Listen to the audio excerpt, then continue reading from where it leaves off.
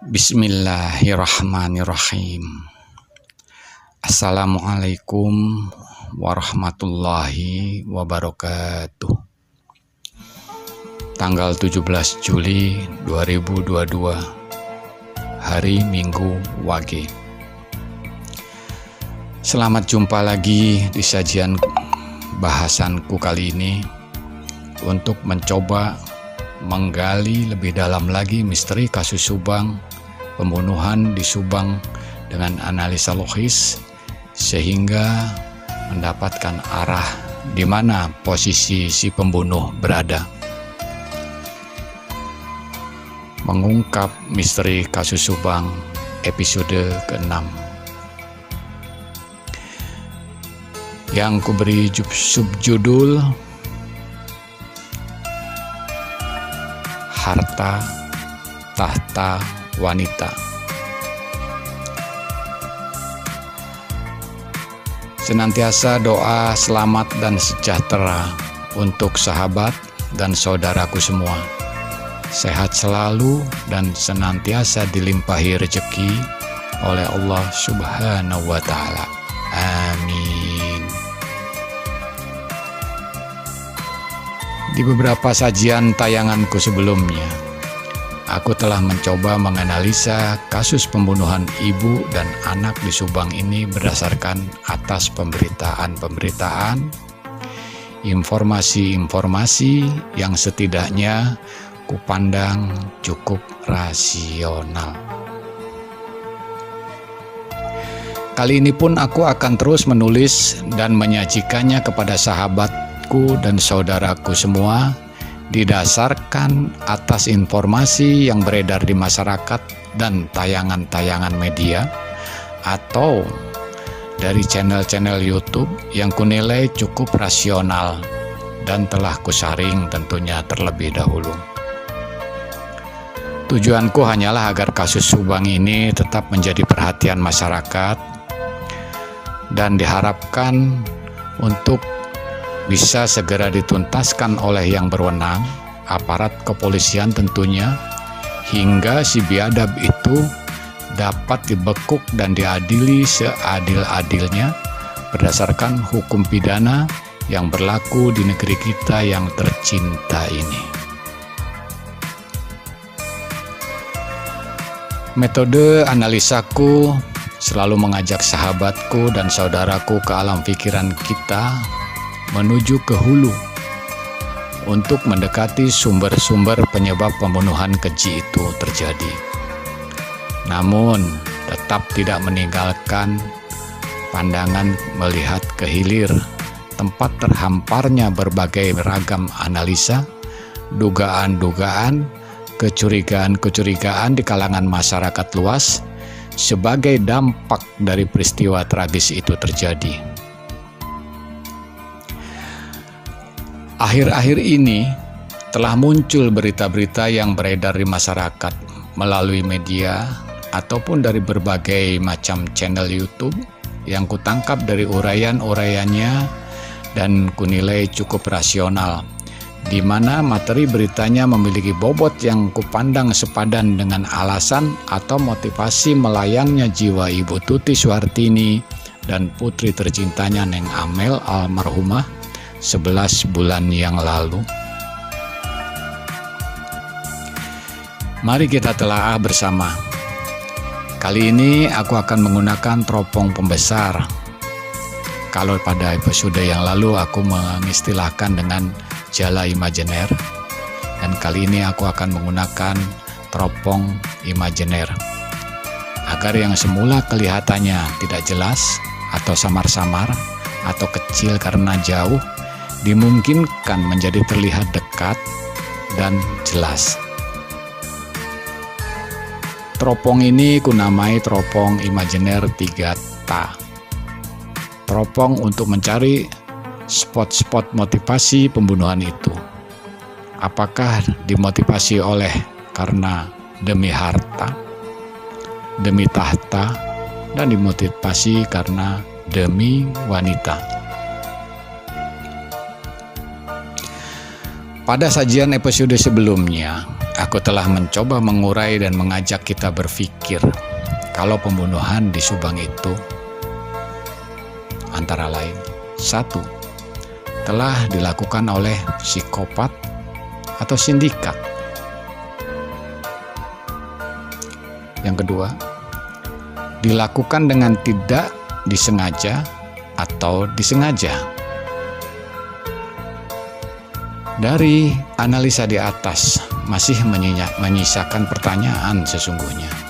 Begini, demi apa Ibu Tuti dan Neng Amel harus dibunuh? Lantas, pertanyaannya yang kedua, sudah sepadankah atau sudah layakkah nilai alasan atau nilai kepentingan tersebut ditukar dengan kedua jiwa ibu dan anak di Subang? Mari kita coba menganalisanya, mencari alasan kuat atau motivasi kuat atau nilai kepentingan yang kuat hingga seseorang mampu melakukan pembunuhan sadis itu. Pendek kata, demi apakah sebenarnya pembunuhan ini dilakukan? Mari kita lihat dengan menggunakan teropong imajiner 3T. Demi hartakah? Demi tahta? Atau demi wanita? Teropong imajiner 3T kita tujukan ke sebuah spot dugaan pangkal persoalannya. Yang pertama, spot demi harta. Di dalam kehidupan berumah tangga, kepemilikan harta bisa dipilah-pilah sebagai berikut. 1. Ada harta yang dinamakan harta gawan atau harta bawaan. Harta ini adalah harta yang telah dimiliki atau dibawa oleh suami atau oleh istri semasa sebelum mereka menikah, yang perolehannya entah dari warisan orang tua, apakah berupa tanah, bangunan, atau harta bergerak. Sedangkan yang kedua adalah harta gonogini. Harta ini dimiliki yang perolehannya di dalam semasa perkawinan itu sendiri. Apapun bentuk harta benda itu, apakah berupa tanah dan bangunan yang dapat dibeli pada saat perkawinan, ataukah apakah harta kendaraan berupa kendaraan, atau harta berupa emas dan perak, atau mungkin sejumlah uang tabungan di suatu bank. Bila pembunuhan ini motivasi kuatnya adalah demi harta, maka dugaan konfliknya disebabkan adanya perebutan harta atau perebutan kepemilikan harta. Dalam kasus Subang ini, apakah terlihat adanya display konotasi perebutan harta itu? Mari kita putar teropong imajiner 3T itu agar fokus ke titik konotasi perebutan harta. Di display teropong terlihat hartanya terlihat jelas dan gamblang. Harta kekayaannya terlihat jelas sekali. Di sana tergambar ada tanah hak milik pribadi yang sebegitu luasnya, bangunan rumah pribadi, sebuah mobil Alphard, BMW, dan mobil sedan Yaris. Dan juga sebuah yayasan yang sudah tentu menjadi sumber pendapatan yang cukup menjamin kehidupan di masa depan. Belum lagi harta berupa perhiasan emas, permata, dan perak yang tidak terupload sehingga banyak yang tidak diketahui.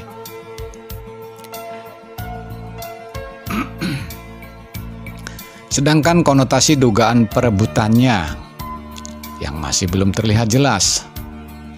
Tapi display teropong imajiner 3Ta menampakkan adanya tulisan potensi perebutan harta itu besar. Hanya mendisplaykan tentang potensi perebutan besar. Ada. Maka dengan adanya dugaan yang displaynya tertangkap di teropong imajiner kita, mari kita coba menelusuri secara digital untuk mencari di mana titik potensial konotasi konflik perebutan harta itu terjadi. Mari kita lihat satu persatu. Yang berpotensi untuk terjadinya konflik perebutan harta di dalam sebuah rumah tangga itu bisa antara si suami dan si istri, bisa juga di antara anak-anaknya, bisa saja terjadi antara si anak dengan orang tuanya, bisa juga antara saudara dari orang tua laki-laki ataupun saudara dari orang tua perempuan. Bila konflik ini konotasinya mengenai harta gawan. Tinggal dilihat apa pemicu konflik sesungguhnya. Pemicunya pastilah sebuah kepentingan pribadi masing-masing. Dan kepentingan apa saja yang memungkinkan timbulnya konflik itu. Bisa kepentingan untuk pelunasan hutang yang besar dengan menjual hartanya. Bisa juga karena keinginan menguasai harta itu sendiri, yang dalam konotasi menguasai harta ini biasanya berada di harta jalur harta warisan. Jadi kesimpulan analisanya pemicu konflik itu pelunasan hutang besar. Nah, setelah teropong ini kita putar digitasinya, ternyata pelunasan hutang besar di display terbaca off. Mungkin ada persaingan bisnis. Coba kita cari, kita putar menuju digital. Persaingan bisnis. Teropong imajiner juga menggambarkan off. Keinginan, kita putar lagi ya, keinginan penguasaan harta warisan. Nah, disinilah yang paling banyak terjadi di masyarakat luas. Kelihatan walaupun samar-samar. Selanjutnya kita mencari titik fokus dikit demi dikit di digit putaran teropong imajiner 3Ta. Kita telusuri riwayat keberadaan harta itu sendiri dengan pertanyaan-pertanyaan begini. Atas nama siapakah kepemilikan tanah seluas itu? Tanah yang mana? Ya tanah yang di Ciseti itu tentunya. Dari manakah asal tanah seluas itu diperoleh? Tanah Gawan atau tanah Gonogini? Kalau tanah Gawan atau tanah bawaan, bisa saja itu juga tanah warisan. Tanah warisan dari orang tua, baik itu orang tua si ayah, atau tanah bawaan, atau tanah warisan dari orang tua si ibu. Selanjutnya, kita bisa menelusuri penyebab konflik. Kalau tadi dari bentuk materinya, sekarang kita mencoba menelusuri dari penyebab konflik secara personilnya.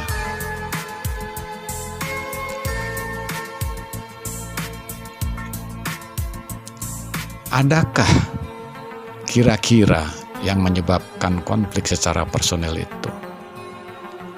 Saudara kandung dari pihak ayah? Atau juga sebaliknya, adakah saudara kandung dari pihak ibu? Kalau harta bawaan itu atau harta gawan itu dari ibu. Kalau konfliknya ada dari saudara ayah, ya harta gawan itu adalah harta yang dibawa oleh ayah.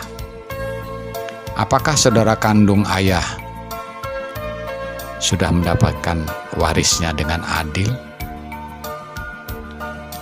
Juga demikian, apakah kalau harta gawan ibu, saudara kandung ibu juga sudah mendapatkan hak warisnya secara adil? Nah, itulah diantara penyebab-penyebab konflik yang umum terjadi di masyarakat kita. Disinilah biasanya muncul pemicu konfliknya, yaitu pembagian harta warisan yang tidak jelas atau tidak adil, atau ada satu ahli waris yang ingin menguasai lebih besar atas harta warisan itu, lalu membuat manuver secara diam-diam segera membalik namakan atas hak tanah itu. Dan seiring dengan berjalannya waktu, di belakang hari kelak, kemudian barulah timbul konflik antara ahli waris itu sendiri. Konflik-konflik soal harta warisan ini banyak sekali terjadi di masyarakat. Ada yang muncul ke permukaan, diselesaikan melalui jalur hukum perdata, dan ada yang diselesaikan secara diam-diam. Pada tanggal 23 Juni 2022, channel Jejak Seleb memberitakan informasi yang diserap dari informasi koin 1077 yang intinya mengatakan begini. Kata Pak Yosef bahwa tanah TKP itu milik orang tuanya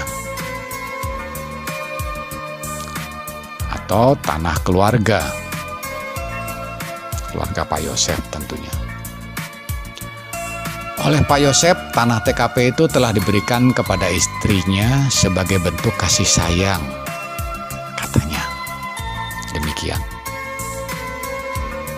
Bahkan tanah TKP itu telah dibalik namakan kepada istrinya Ibu Tuti Suhartini almarhumah sebagai bentuk kasih sayangnya.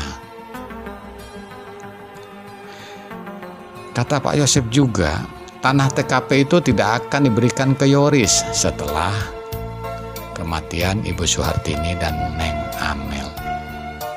Dan inti perkataan yang terakhir, tanah itu dikembalikan kepada orang tuanya dan keluarganya. Sahabatku dan saudaraku semua, silakan disimpulkan sendiri dari analisaku dengan menggunakan teropong imajiner 3 ini di sesi pertama, sesi harta yang baru kusampaikan ini. Namun untuk menyimpulkannya, kembalilah kepada pertanyaan, sudah sepadankah atau layakkah nilai harta tersebut menimbulkan konflik sehingga mendorong seseorang mampu harus melenyapkan 2 nyawa yang mungkin dianggap sebagai penghalang? Jawabannya yang pasti nanti pada saat pelakunya sudah ditangkap dan diinterogasi oleh pihak yang berwajib.